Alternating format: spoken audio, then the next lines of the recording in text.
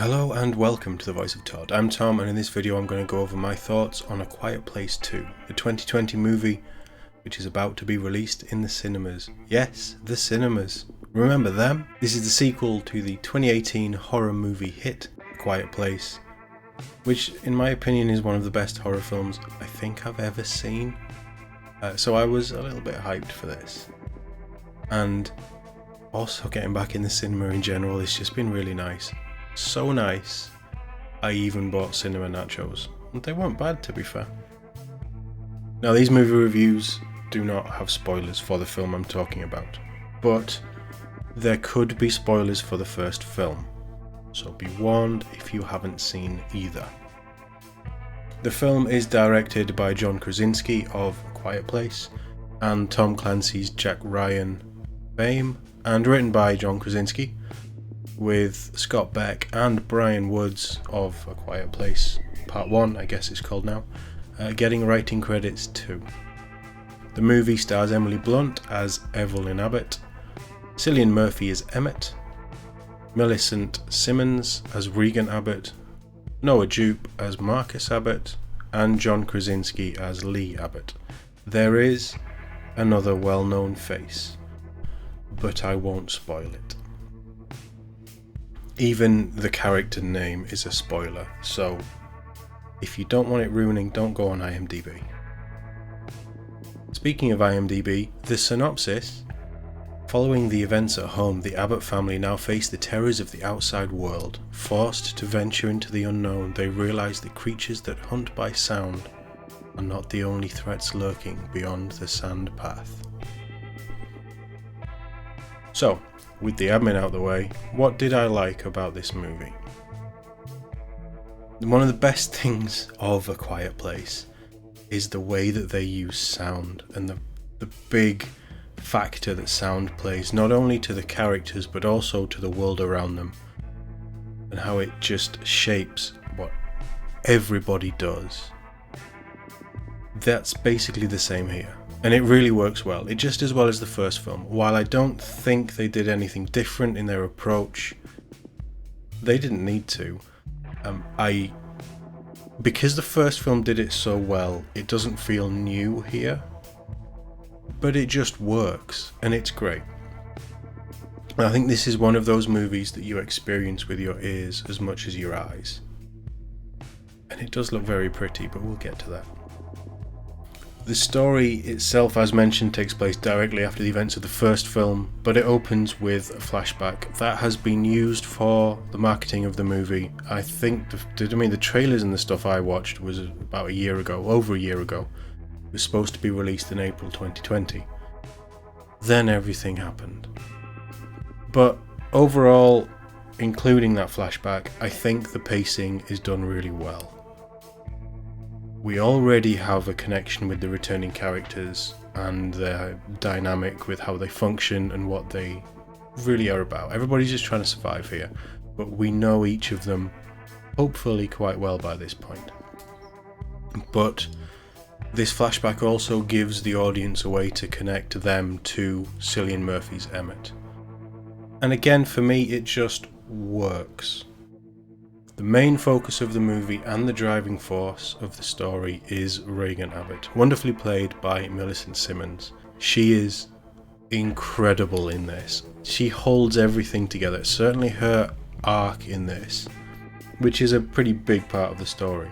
It works because you feel it from her perspective, you understand it, you can take it all in. Really good. I do wish I'd had the chance to see the first film before I saw this, because I'd be interested to see how much more she has to do in part 2 than part 1. But she absolutely stands out here. She's incredible. And again, it's another young actor who I think will go far. Obviously, with Emily Blunt, she doesn't give a bad performance. Neither does Cillian Murphy, and both of them are as good as you'd expect to be in this. Again, this film, because of the nature, how it's shot, how everything sort of intersects with each other, it's more about what they don't say than what they do, and you just feel their performances. With the first movie being focused at the Abbott homestead, we don't get to see much of what's going on elsewhere. In this, we see a wider chunk of that part of America, and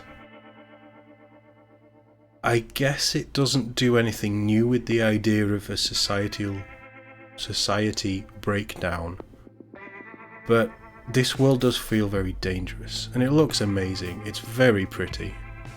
The nature is slowly reclaiming what was taken, and then you've got the destruction caused from the creature's appearance. And I love a dystopian setting, and this really fits the bill wonderfully. I thought just everything about this felt great. The story is split into two main threads, and they kind of run together, but they both work. I won't say more for spoiler reasons, but how they operate. You have one that is more focused on the wider world, and one that is much more claustrophobic and isolated, similar to the feel of the first film. Both work really well together, and from my perspective, they kept me on my toes. I do also appreciate how the flashback sequence is handled and what it does at the start of the film. Again, I'm not going to go into detail, but it just adds a nice extra element that you maybe didn't get from the first film with the family dynamic. The camera work is great too.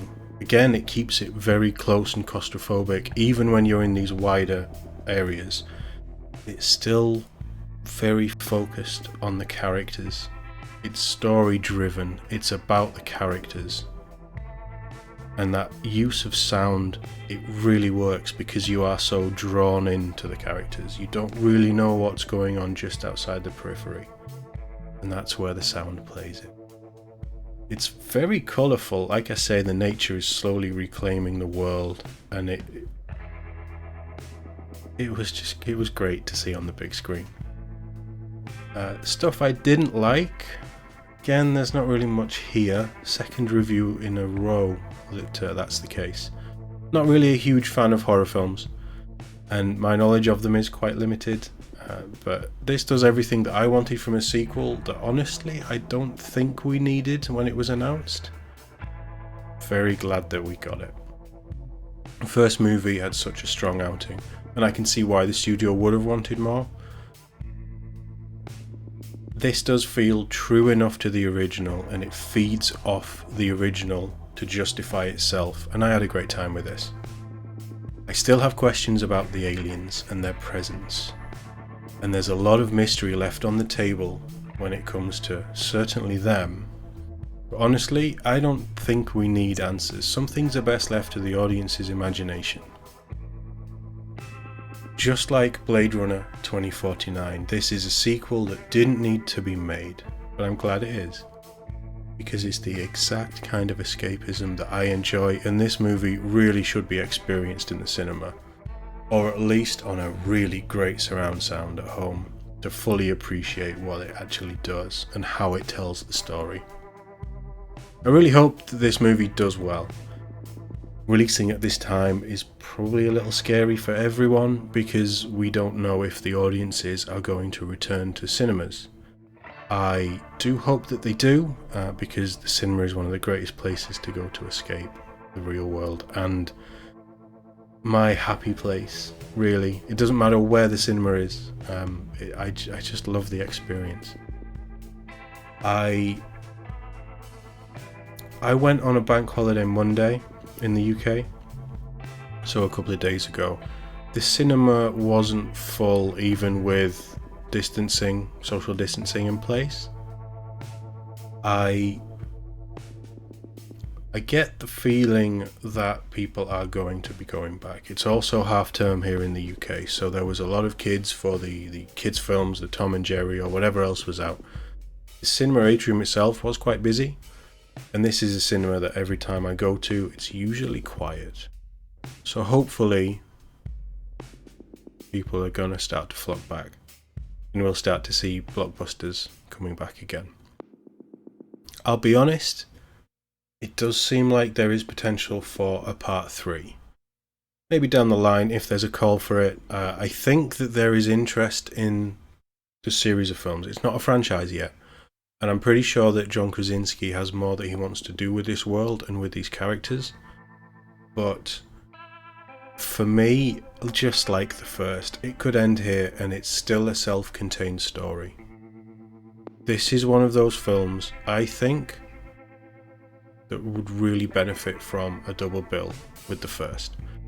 Something that I almost did at the cinema but missed out on a ticket because I just spent too long thinking about booking and not actually booking.